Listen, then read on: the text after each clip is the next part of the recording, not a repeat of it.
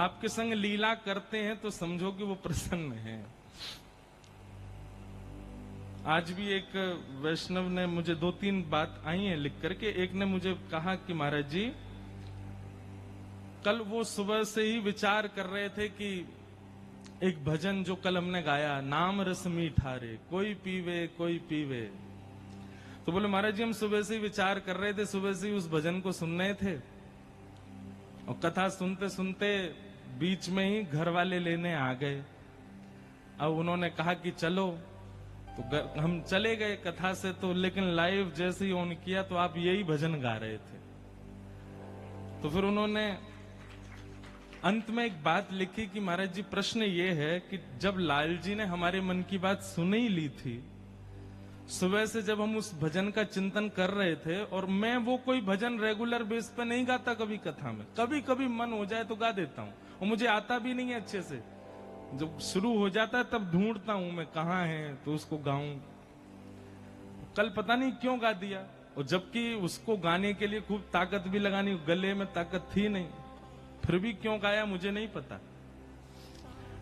तो आप श्री ने अपने पत्र में अंत में लिखा कि जब ठाकुर जी ने मन की बात सुन ही ली थी तो फिर पद तब क्यों नहीं गवाया जब मैं बैठी थी, जब हम चले गए पंडाल से तब ही क्यों गवाया। देखो, प्रेम का एक स्वरूप होता है।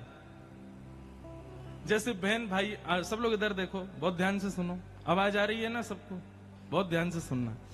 प्रेम का एक स्वरूप होता है कि हमारे प्रेमी को जो प्रिय होता है, यदि उसकी अनुपस्थिति में वो वस्तु आती है तो हम जबरदस्ती उसको चिढ़ाने के लिए उसकी अनुपस्थिति में उसका उपभोग करते हैं। जैसे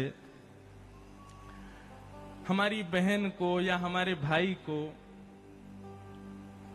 एक उदाहरण के रूप में सुन लो कि पाव भाजी बहुत बढ़िया लगता है, और वो बेचारा वो पढ़ता है अमृतसर में, 4 दिन के लिए घर आया, रोज माँ से बोले हम पाव भाजी बनाओ पाव भाजी बनाओ, 4 दिन से तो बनाया नहीं, और जिस दिन वो वापस चला गया उस दिन घर में पाव भाजी बनी। तो हम क्या करते हैं, पाव भाजी की फोटो भेजेंगे उसको, देख आज घर में बना है, जबरदस्ती उसको खाते हुए दिखाएंगे, देख।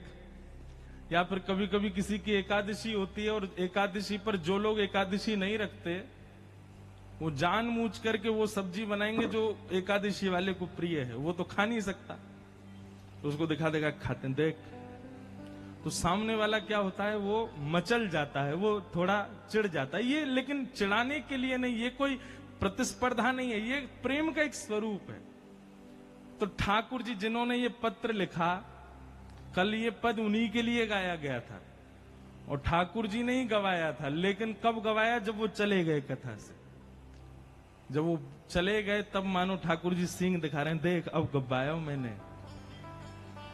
तो ये तो प्रेम का स्वरूप है। ठाकुर जी आपसे प्रेम करते हैं, इसलिए आपके संग खेल रहे हैं। और जिस प्रेम में खेल नहीं हो वो प्रेम का है बात का।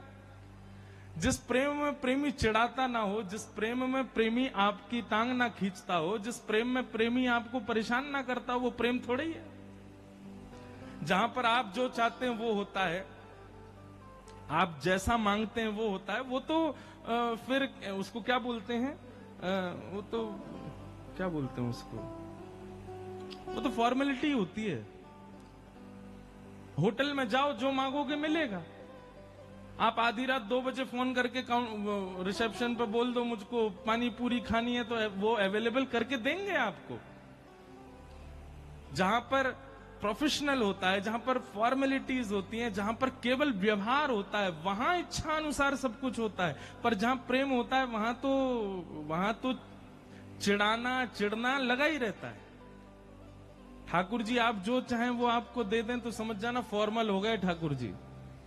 लेकिन आप जो चाहो मांगने पर भी ना मिले, खूब परेशान कर दें महाराज, थका दें बिल्कुल ही, समझो यही तो प्रेम है। प्रेम में थकाया ही जाता है, प्रेम में रुलाया ही जाता है, प्रेम में परेशान ही किया जाता है। लिख लीजिएगा, जहां सामने वाला परेशान ही ना करता हो वो प्रेम नहीं है।